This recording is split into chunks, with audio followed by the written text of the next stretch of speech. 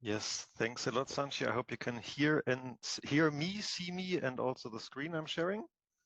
Sounds good. I see Martin nodding. So yes, thanks for the nice introduction, and happy to give a couple of more insights, but I'm going to keep it very short on what H₂Mare is about and what is the reason that brought us all here together, so that the funded projects. Here we go. So basically, we have started in 2021 3 big projects funded by the German Ministry of Research and Education. H₂Giga, as the name says, is focusing on the industrialization, the gigawatt scaling up of electrolyzers. TransHyde is focusing, as the name indicates a bit as well, transport and storage topics, pipelines, so on and so forth. And H₂Mare, as Sanchi already mentioned, is, and as a name, Mare, C indicates, is looking at doing all that / hydrogen and power-to-X production offshore. What makes sense? How can we get this done? So really those research aspects. Basically two small different things. One is you can see the picture, the artist impression of a turbine with an electrolyzer straight attached to it. That's one of the big topics.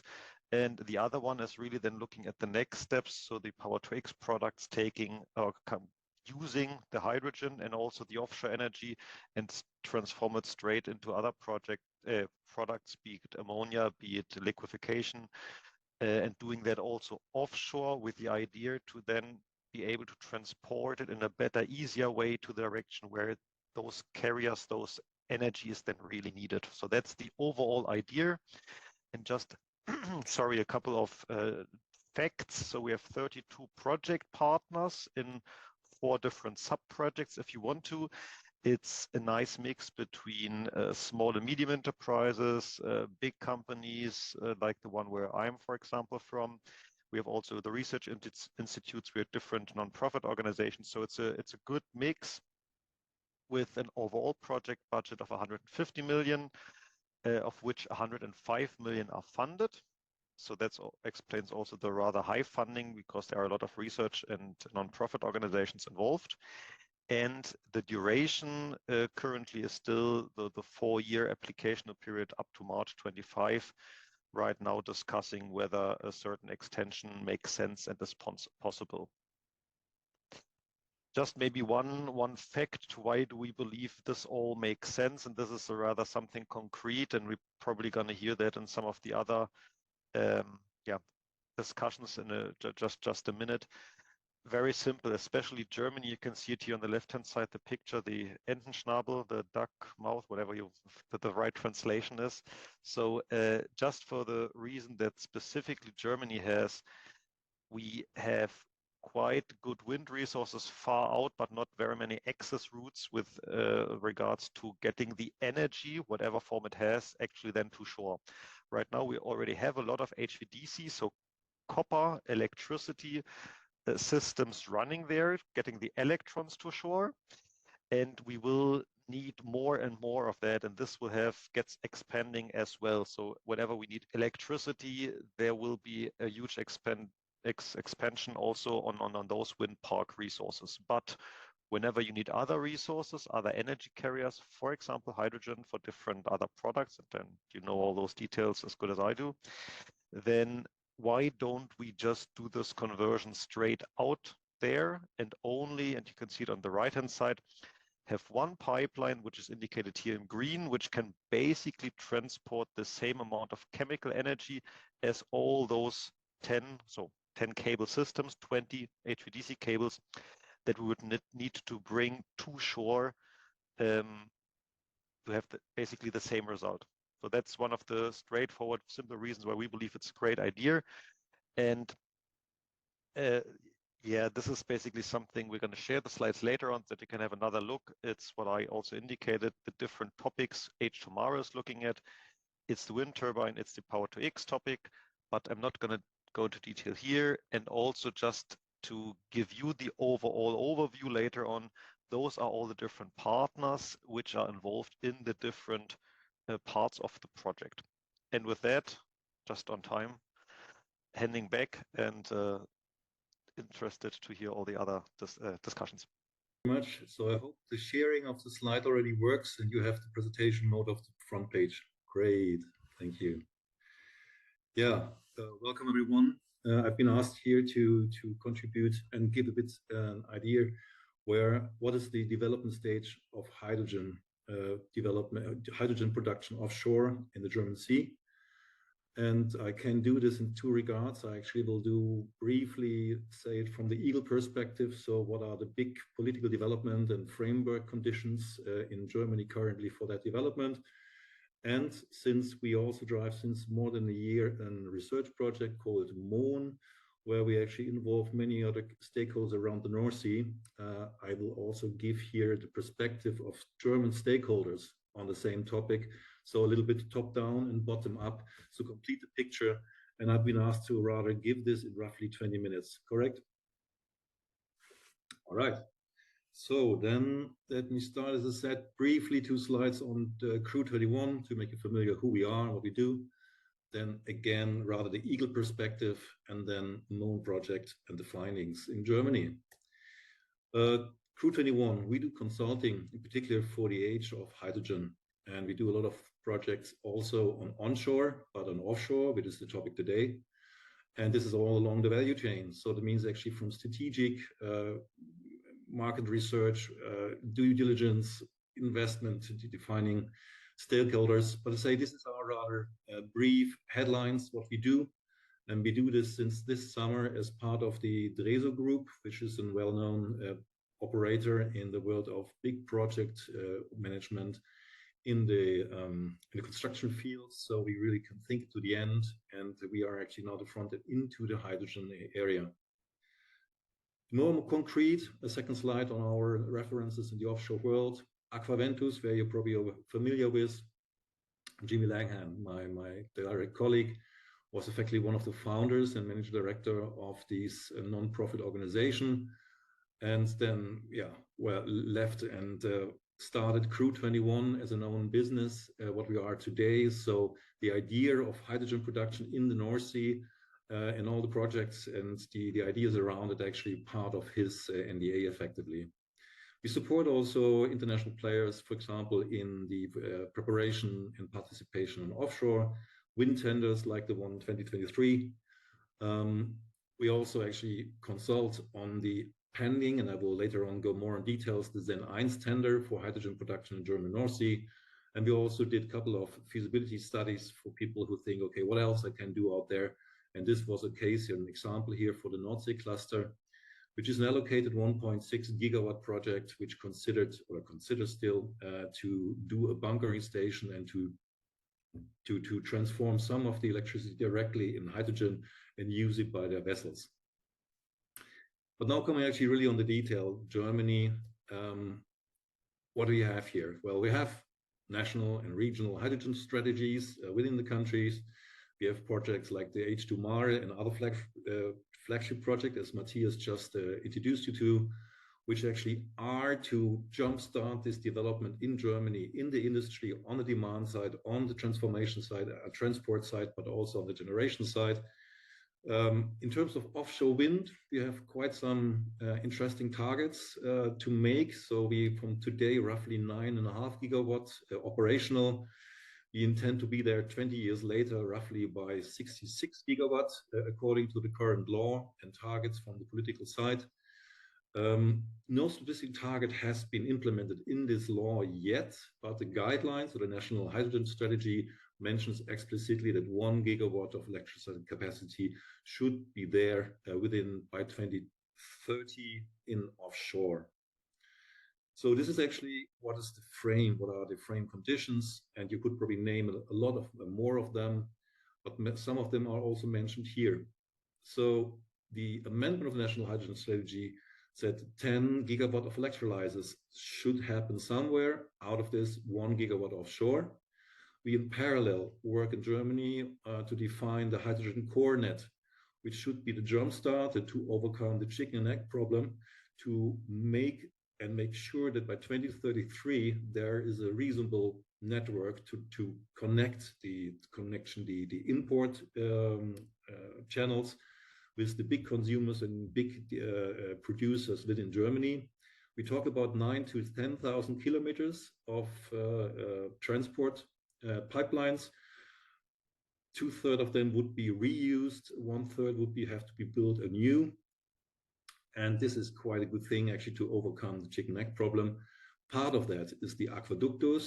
You see it in the name. This was also part of the Aquaventus birth study. And it would be a centerpiece because it would be the connection of the hydrogen production area in the German North Sea to the grid network onshore. It is currently under pre-consultation, so there are still a few stages to make it, but it could be the case, in positive case, that in between 4 to 6 months, this actually has been officially agreed and have been assigned to get started and get into the water by 2030. And now I come to the very most topic. Germany is together with the Netherlands, one of the few countries in the North Sea who work on an explicit offshore hydrogen production and considers to use areas for that and dedicated areas. And here we talk in the first step, the 1 gigawatt, which is also part of the national strategy. And I come on the next slide on more details, what this actually foresees.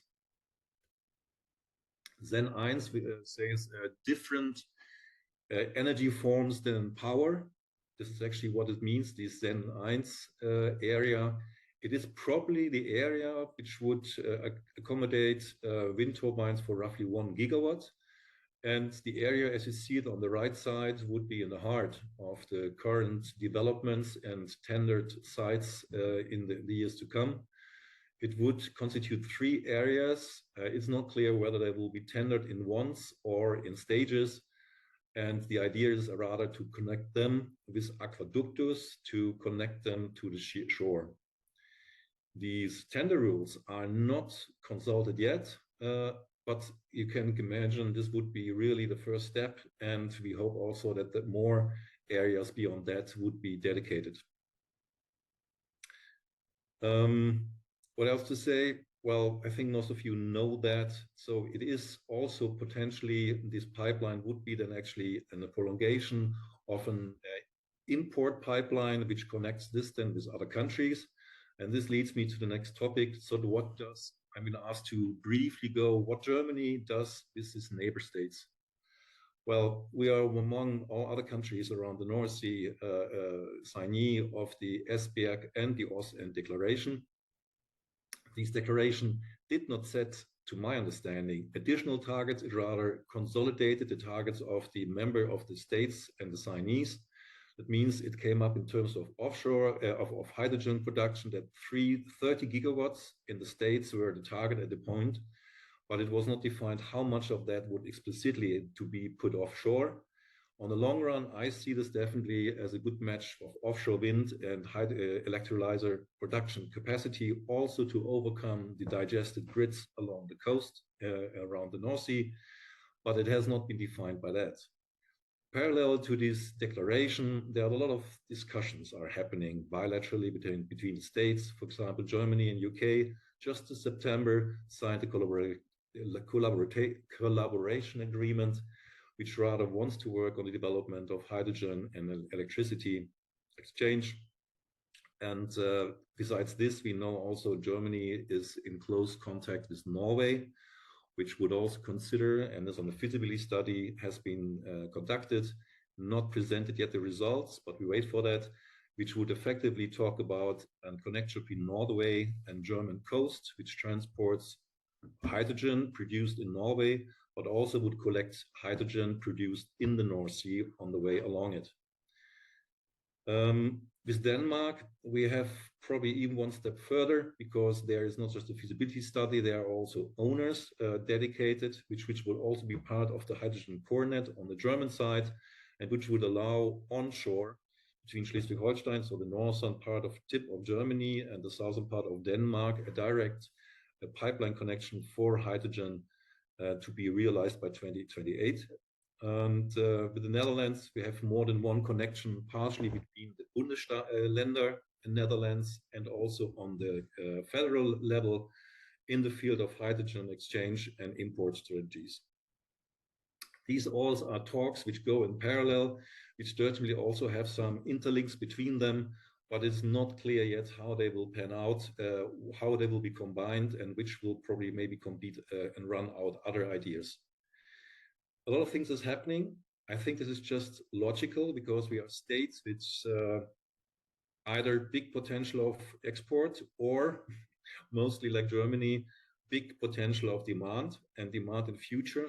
So it's obvious that there are solutions. In the middle, we have the North Sea with really good conditions to produce hydrogen there because it's relatively shallow water, good wind conditions, and not too far from the shore. So I see this prospering. And now let's actually think what the MON project in particular focused on this topic.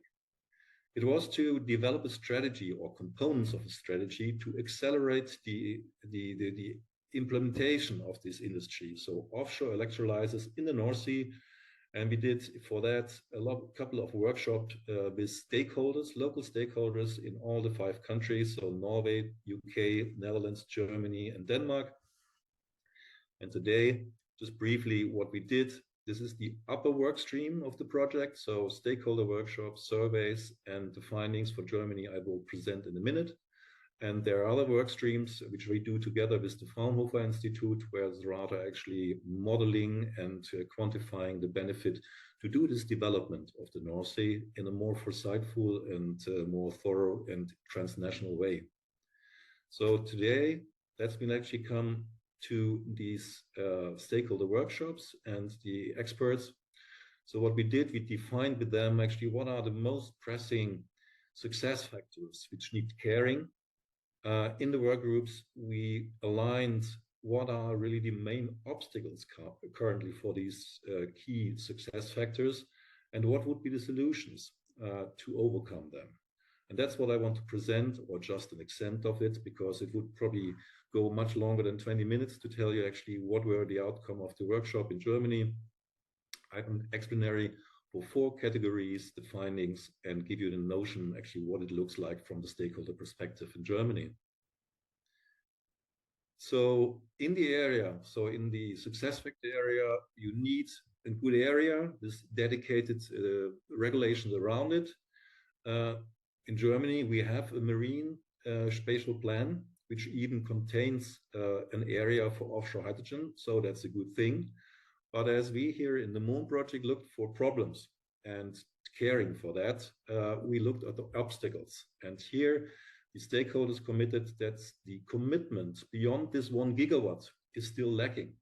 Besides that the consultation of these rules are not out yet and pending since summer, there was really the idea, well, it is still not clear how it should pan out. And what Matthias just suggested, that particularly the areas in the duck month, so further out, where the benefit of hydrogen production is up. Can you hear me? Okay.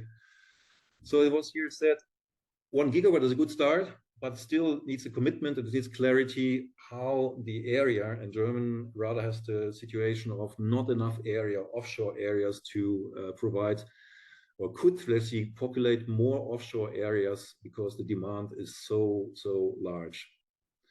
And they also recognized actually that still there would be doubt in the technical feasibility. And so the solutions, and this is just high level, this was more details in the workshop definitely, will actually that we need more perspective, because not just the projects and the infrastructure, but also the supply chain need the confidence that beyond this 1 gigawatt, there is more to come. And this is a big direct learning for the offshore wind industry, because just when it became clear that there will be more than just here and then a project, the big investment started and the prices started to decline from above 120 euros per megawatt hour, steeply down to 70, and then the level of today of 60 euros per megawatt hour. And so it needs a perspective beyond the 1 gigawatt was one of the solutions. And the others actually also communicate all the solutions and components which are ready to do the job and rather get some more confidence in this technology. Another area, how to go further, was the production technology. Well, yeah, megawatts of the pilots today at H₂Mare, but directly to the gigawatt, some people said it's still too big. We need more technology testing. We need some technology centers. So maybe H₂Mare even actually probably is just a start and should be more broader to the understanding of the stakeholders. And particularly the tender flexibility. So the tender rules would be very determining what technology will be developed. And since we're not clear yet what will be the most suitable, the most promising technology to do the job, they said actually the tenders for the sites should have a considerable part for the beauty contest, but still should actually flexibility in terms of technology. And again, here they said actually we need longer term targets to trigger the investment in the supply chain development. Two other perspectives on the transport options. What is in particular meant here, the pipeline. They say, well, they say they mention the current thinking of pipeline projects across the North Sea. So what I just mentioned, besides these many bilateral discussions among the states in the North Sea, there are probably at least as many projects for different pipeline projects from one country to the other, to the offshore, whatsoever. And here they say this development need to be more guidance from the political side. What are the sensible connections between the countries? Might there be even an interconnection offshore where more than 2 pipelines actually join? This is something which needs clear cross-border cooperation between the TSOs, and it needs a clear guidance from the political side. Let me last but not least, hydrogen demand side, because it's also needed to ramp up the offshore hydrogen production, is that the demand side as well gets more firm and larger. And here again, it was still too many uncertainties for the business case. In particular, let's say the current situation is depending actually decision regarding the budget for the EPCI projects. This is something which is pending and which needs more clarity and backing in this regard to make the budget, the demand a clear perspective, and again trigger private investments in the development of this industry. One idea was also H2 Global, as most probably know, will set up or fund a set of auctions, but this will be mainly supply sources out of Europe. And here the idea was also brought up why we don't have such an actually intermediate operation from the government funded to close the gap between the production costs of German hydrogen sources and German hydrogen demand side. So just an idea from the stakeholders. This probably gives a good feeling.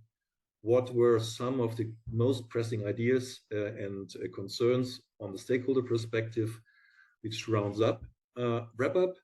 Well, Germany is clear that hydrogen will be a key driver, and offshore, and then, sorry, other way around. Germany will be key driver for hydrogen production because it is such a big demand for hydrogen. And offshore area probably is one of the most promising part and potential to do some of this this production domestic. On the other, Sen 1 is something which is sea area allocated already to actually get this to the commercial scale of altogether 1 gigawatt. We don't know yet the details, and the consultation on that is pending. And it would be great to have this rather earlier than later to also set the stage and give a clear feeling that Germany is still committed to drive this forward and be here a leading force for the electrolyzer offshore. The good thing is actually that the connection to the core grid into the German industry and demand side is actually on its way. The energy law has just been amended 2 weeks ago. So the regulatory framework is on its way, is actually run through the parliament and need not actually be panned out between the regulator and the grid operators. What is still missing is more clarity on the cross-border infrastructure planning. As I said, we have some things on the making on the onshore side, definitely much more matured in terms of between the Netherlands and the Denmark, so the direct neighbors. but it could also be probably get more clear with Norway and UK. And then again, to ramp up an industry, this probably is an old learning, is actually you need some governmental budgets. Part of this would be the EPCI, where the government federal have to contribute a material part of that. It is pending this, the currently say budget freeze. And it also needs, and this was again said by many stakeholders in all the other countries, it needs longer term perspective. What will be beyond the first two demonstrators in this area to facilitate, to utilize the infrastructure, but also to trigger the investment in the development of those projects and into the technology to make it happen.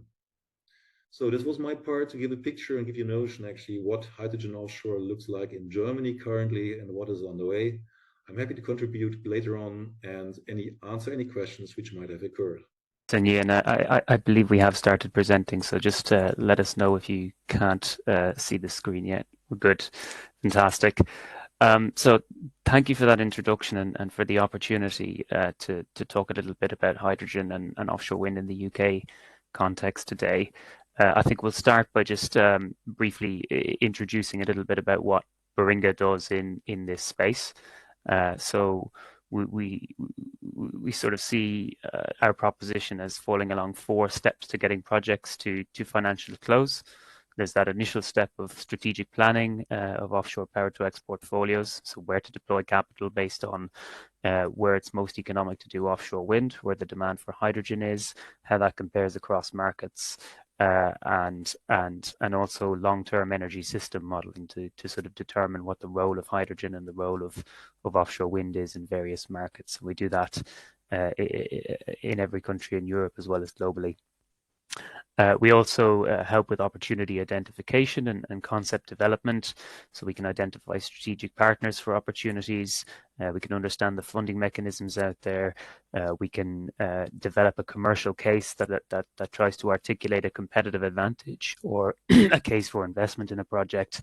And we can optimize the interaction of electrons and molecules, in particular through power purchase agreements and optimizing, location-specific benefits that you sometimes get, or with a view to making projects more competitive when it comes to competing for subsidies as well as off-takers. And then getting projects to FID, we've supported, I think, most of the largest offshore wind tenders in Europe. Manon in particular has got I would say, an unparalleled view of the levelized cost of offshore wind in each individual project in Europe that informs how we think about projects' position in auctions and also allows us to model those auctions on behalf of projects. So that's sort of what we do in this space, and more broadly, we're a global management consultancy. We deliver management consultancy across the energy value chain. Our heritage is in the UK, but our coverage is very much across Europe, and we also have offices in the US and APAC as well. So that's us in a couple of minutes. I think we'll talk a little bit about the UK hydrogen context first before we come on to the offshore wind angle. The scale of ambition in the UK by 2030 is similar to Germany.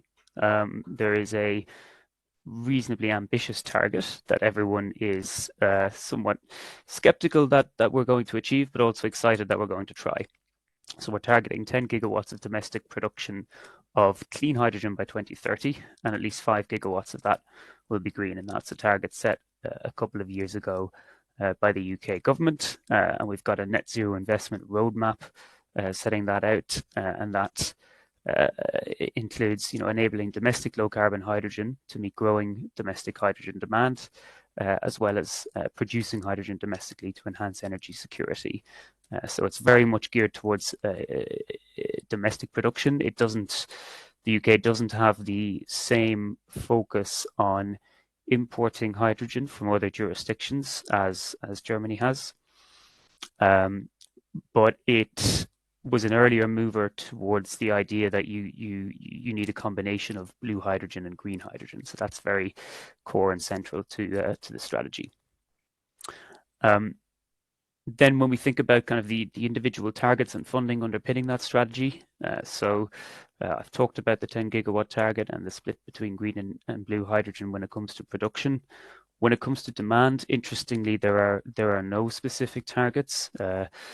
We do not have the, I think, mandates that EU RED II and RED III proposes to set for EU member states. It's all very much geared towards subsidizing and enabling production rather than mandating demand. And we have not yet taken a position on hydrogen for heating, although I think unofficially the UK government is minded to go down the same route as most European countries, and in saying that hydrogen for heating, hydrogen will not play a very large role for heating. Interestingly, the UK wants to be an export hub for hydrogen in the 2020s. I think there's a recognition that there's a lot of onshore and offshore wind potential, particularly in Scotland, and there's hydrogen is a way to enable that. But there is as yet no target or provision set for imported or exported hydrogen. And while we have a vision for hydrogen pipelines in the UK, which we'll come on to in a couple of slides, there isn't yet sort of a vision or any detailed plans to connect to other countries, although the Scottish government, which effectively functions as a devolved region of the UK government, is pursuing currently the concept of establishing a pipeline to northwestern Europe. In terms of infrastructure, the government's there's no government target, but the primary owner of the gas transmission infrastructure, which is National Gas, has set out a vision for major pipelines to be completed by 2035. And then finally, in terms of mechanisms, I think the UK was probably a little bit ahead of the curve in terms of setting out a heads of terms for a subsidy model. So the low carbon hydrogen agreement, which the first of which are due to be negotiated by the end of this year, sets out a detailed mechanism to subsidize hydrogen projects in such a way that the off-takers of that hydrogen essentially do not experience any price rise versus the cost of natural gas. It's quite a complex scheme. It's certainly more complex in terms of the terms and clauses and details than what we see from the European Hydrogen Bank for comparison. And it's taken a long time from its first phase to get to a point where we're nearly at the point of signing the first agreements. But it is quite detailed, and it has allowed the government to I think become aware and get educated on the various commercial challenges associated with enabling hydrogen offtake agreements. We then have the renewable transport fuel obligation. Many of you in the German context may be aware of the THGQ scheme, or sometimes called GHG certificates. The RTFO in the UK functions in a very similar way. It sets a mandate for road transportation decarbonisation that increases year on year, and there are special incentives in there for using hydrogen and other advanced fuels in place of biodiesel and biofuels, which is the primary means of progressing that scheme. The targets within that scheme are definitely not as ambitious as they are in Germany, and probably not as ambitious as the HBE plus scheme in the Netherlands.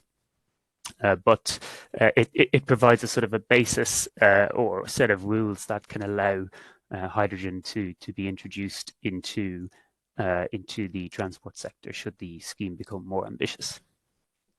And then finally, the UK Energy Act 2023, which was passed in October, essentially provides the primary legislation for a hydrogen levy, whereby the costs of these subsidy schemes can be recuperated from consumers or effectively socialized. And what that means is that should the UK progress in trying to deliver on its 10 gigawatts targets, it will not need a further primary legislation. It will not need a vote in Parliament. although it will need continued political support, evidently.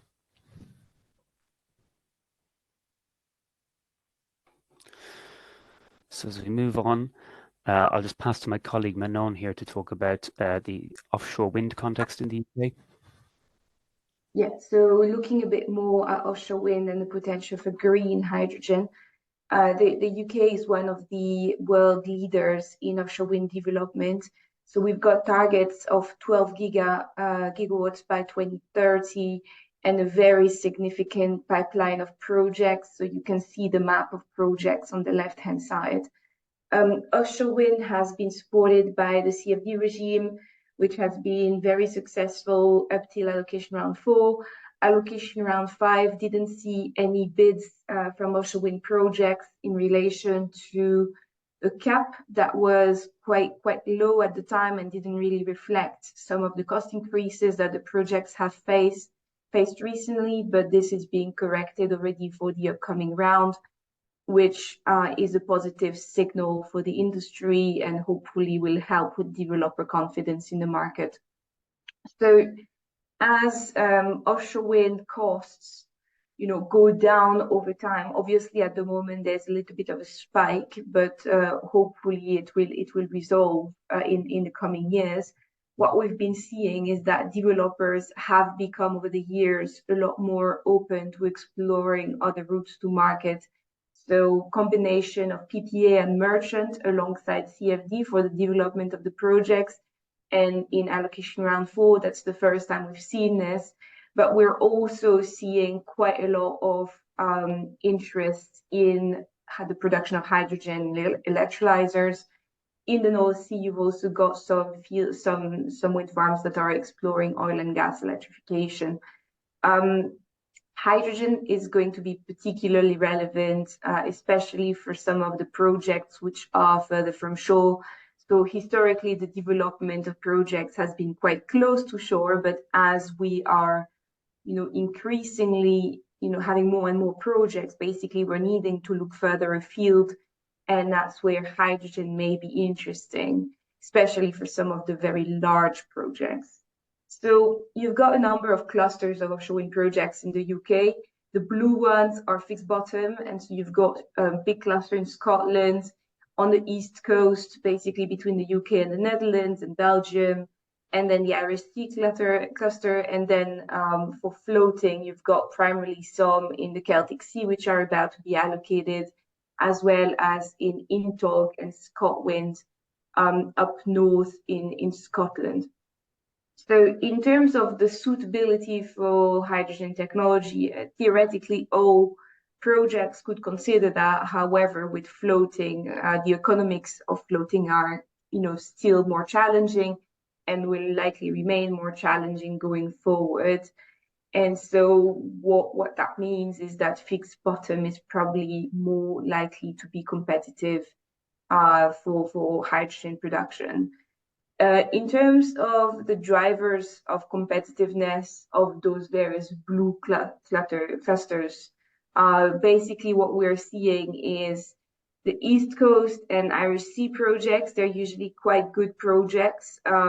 They have very favorable conditions in terms of relatively shallow seabed, and they also have significantly lower transmission charges. So transmission charges is a very big topic in the UK, and it's heavily favorable to any projects that are located south of Scotland. Basically, projects located in Scotland will be facing very high TNUoS charges. The slight downside to some of the southern projects is that they have slightly lower load factors, lower wind speeds.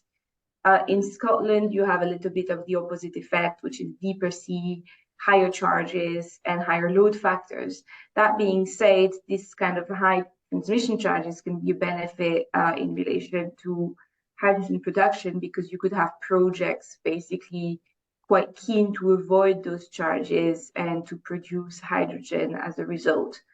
Another thing worth mentioning is that while the English projects are competitive at the moment, the latest rounds of projects that have been allocated in leasing round 4 are facing very, very high charges for their seabed. And so those charges may be passed on into the offtake, whether it be hydrogen or CFD. And what that means is that that balance may change in the future in terms of the relative competitiveness. And the other thing of relevance to look at when assessing which offshore wind projects to deal with is also the timelines and the time at which they're expected to come online, essentially.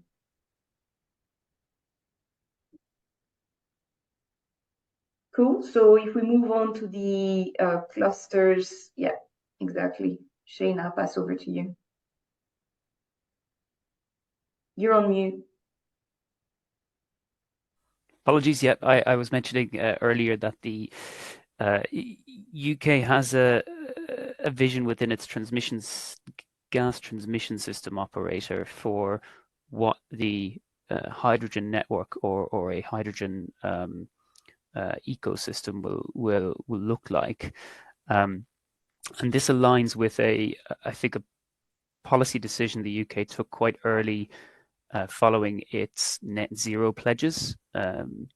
Probably back about 5 or 6 years ago, the UK decided to begin decarbonisation or funding for decarbonisation through industrial cluster competitions.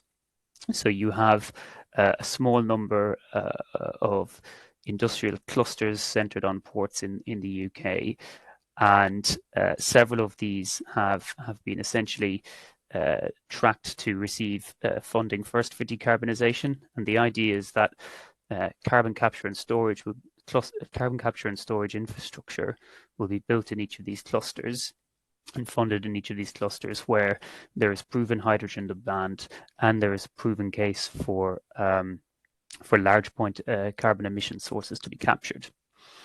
So those clusters, and I think we've got some of them on the map here. The noticeable ones that will be going ahead with funding are HyNet on the east coast around Liverpool, Manchester area, Teesside around Newcastle and Sunderland, up in the northeast of England, and the Humber cluster below Teesside in the Hull region, also on the east coast, and then the Acorn cluster up in Scotland, where you have the Grangemouth refinery near Edinburgh, and also the St. Fergus terminal, which receives a lot of the gas coming in from the North Sea wells. So hydrogen demand will appear there first, and as a consequence, the, I guess, initial proposed backbone of hydrogen transmission will link those clusters up. And then you have several smaller clusters in the south, such as the Solent cluster down in Southampton, again pinned around an existing refinery, as well as a South Wales cluster, again pinned around an existing refinery, and several power generation projects. Now, most of these clusters are within range of offshore wind projects, as you can sort of derive from Manon's map on the previous slide. And therefore, the idea of offshoring electrolysis or building private wire cable or private pipeline from offshore to land to enable hydrogen is very much feasible in principle, and can be enabled by this vision of a hydrogen transmission pipeline. It is important to note that this vision is currently still something that the gas network is pushing. It's not something that's been formally adopted or funded by the UK government. But I think it's also recognised that some kind of hydrogen network will need to happen quite quickly to enable flexibility and to enable storage for hydrogen to come online. The UK has some geological storage for hydrogen available. There are several salt cavern sites that are proposed for development, again similar to Germany and Denmark, and there are plans and discussions around converting existing gas storage sites to hydrogen storage, but these are relatively concentrated, and therefore building this network will be a key part of allowing the inherent intermittency and volatility that comes with renewable power production, whether it's wind or solar, to be able to deliver a base load or steady state reliable stream of hydrogen to customers. So back to you, Manon. Yes, so turning to the offshore network and the considerations, offshore wind farms essentially face the choice of exporting their power or their energy via cables or via the pipeline. And what we found is that there is an indifference point between the two, which comes at about 80 to 100 kilometers from shore. So beyond this point, the cost of building a hydrogen pipeline is actually significantly lower than that of building an export cable, in particular an HVDC infrastructure. So yeah, those HVDC cables, they're extremely expensive.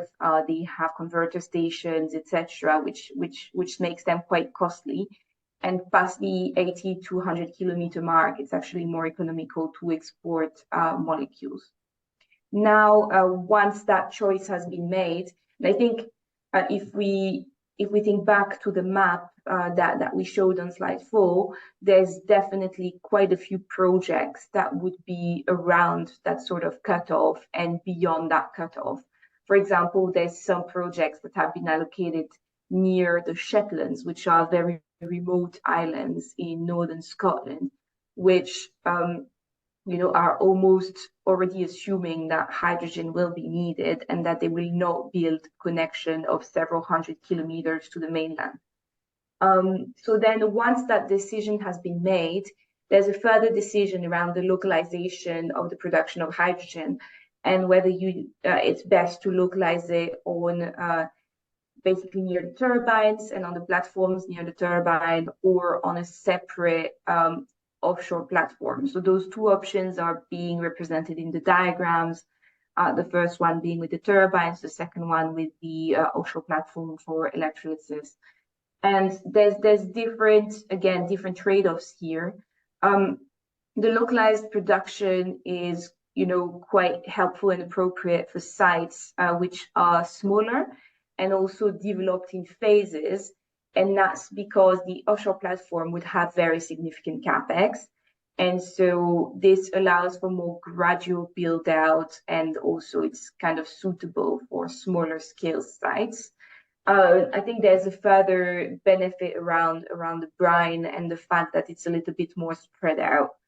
As soon as you start reaching gigawatt scale wind farms, then the preference and the most favorable option is to have this single floating platform for the production of hydrogen, which then connects to the shore via pipeline. So yeah, essentially two choices. One is how you export the power or the molecules, and then where you locate that production if you do decide to do it offshore. Now I'll hand back to Shane to discuss some of the economics of the project. Thanks, Manon. So, as I mentioned at the start of this presentation, we've advised clients on kind of what their relative competitive position might be, and clearly, for those of you working in this space, you'll have realized that there are a lot of projects that are considering whether to import into Germany and whether they would be competitive to import into Germany.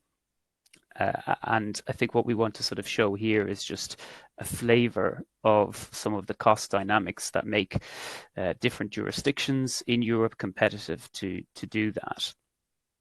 So what we've done here is we've compared Scotland, Norway, Denmark, and Spain as importing locations into Germany.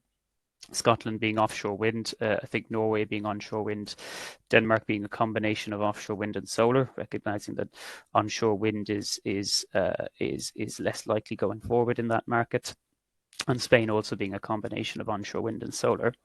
And the perception is, or the perception has been, that the levelized cost of electricity in locations such as Spain is markedly lower than Scotland or Denmark, and similarly Norway is lower because you've got access to onshore wind, which is inherently a little bit cheaper than offshore wind, or usually is.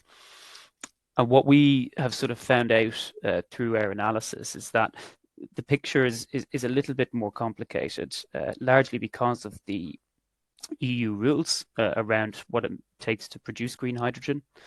So for anyone that's been following you'll know that the EU mandates that there is hourly matching between renewable production and hydrogen generation, but there are several key what we'd call escape clauses to get around that rule. One of them being that if your grid is over 90% producing renewables, then you have full and free access to use grid electricity on top of any power purchase agreement or contract you may have with your primary renewable supplier. And what that does is it allows countries such as Norway and Denmark to optimize their power procurement into their electrolyzer quite a bit more than countries such as Scotland and Spain.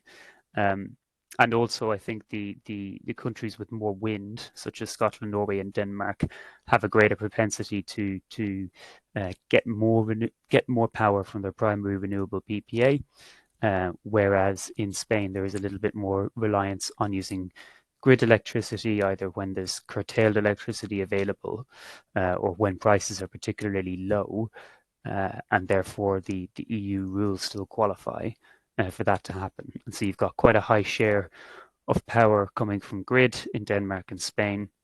We've got a much higher share of power coming from that needs to come from the individual offshore wind farm in somewhere like Scotland. The other dynamic here is that there are clearly variations in what electrolyzers pay for network charges, and in particular, network charges appear to be slightly lower in somewhere like Scotland and Denmark versus in Norway and Spain.